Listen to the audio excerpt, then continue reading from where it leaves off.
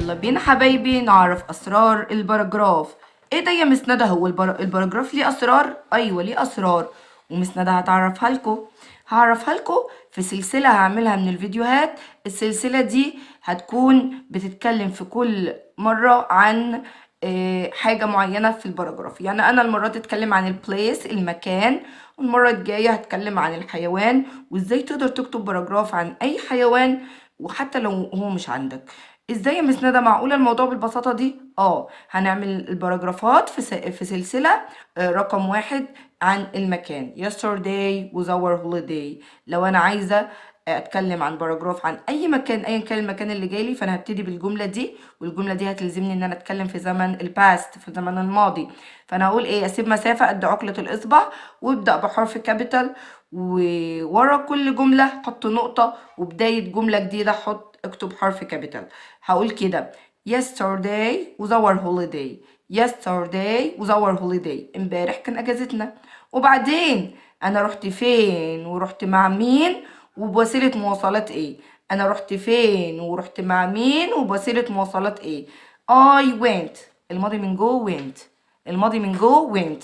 I went to وأقوم كاتبة البليس. طب انا رحت مثلا جزيره فيلا، اقول اليفنتين ايلاند. طب انا رحت مثلا المنصوره، اكتب المنصوره. طب انا رحت عند قلابيزو، اكتب قلابيزو. ما يهمنيش المكان هو ايه، ايا كان المكان. وبعدين احط نقطه وابتدي جمله جديده، اقول I went with my family. انا رحت مع عيلتي. طب انا يا مس ندى مش عاجبني ماي فاميلي دي وعايزه اقول ان انا رحت مع اصدقائي، اكتب طالما انت عارفها اكتبها ماي فريندز، مع اصدقائي. وبعدين احنا رحنا بالعربيه we went by car. ما انا بقول الجمله بالعربي واترجمها بالانجليش. طيب يبقى ديت 4 جمل همت. 1 2 3 4 4 جمل مضمونين عن لو الباراجراف جالك عن المكان.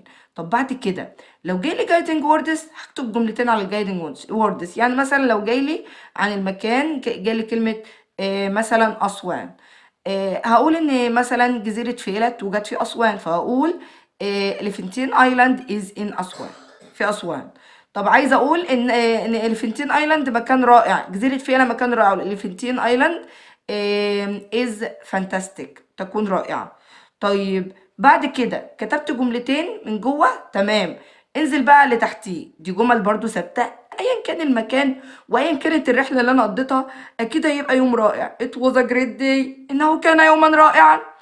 وايه كمان؟ we were happy، اكيد كنا سعداء، ما اتخانقناش ولا حاجة. we were happy، احنا كنا مبسوطين. وبعدين اكيد برضو استمتعنا، we enjoyed، احنا استمتعنا. واكيد احنا we spent a nice time، احنا قضينا وقت ممتع. مش هي هوليداي؟ مش هي اجازة؟ اكيد كل ده يا جماعة ده كلام مظبوط وكلام حقيقي. بس اوعى تنسى تكتب ورا كل جملة نقطة، وبداية جملة جديدة حرف كابيتال. ورا كل جملة نقطة، دي بتفرق الطالب الشاطر من الطالب اللي بيكتب وخلاص.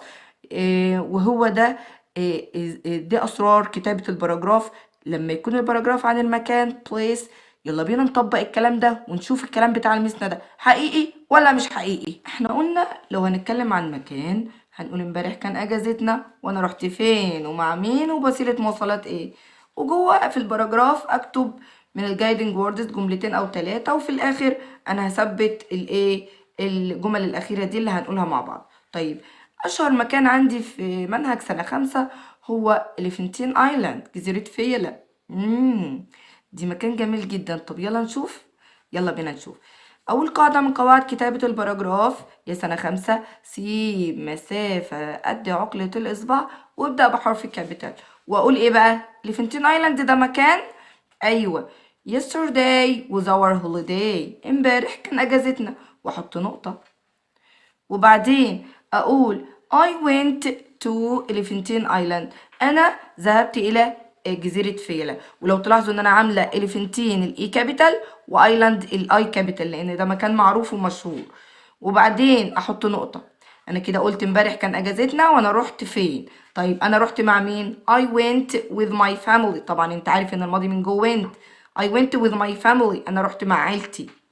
وبعدين نبتدي بقى نتكلم بصيغة الجمع، لأن أنا بقى هقول علينا إحنا بقى رحنا بالعربية we went by car، إحنا رحنا بالعربية وحط نقطة.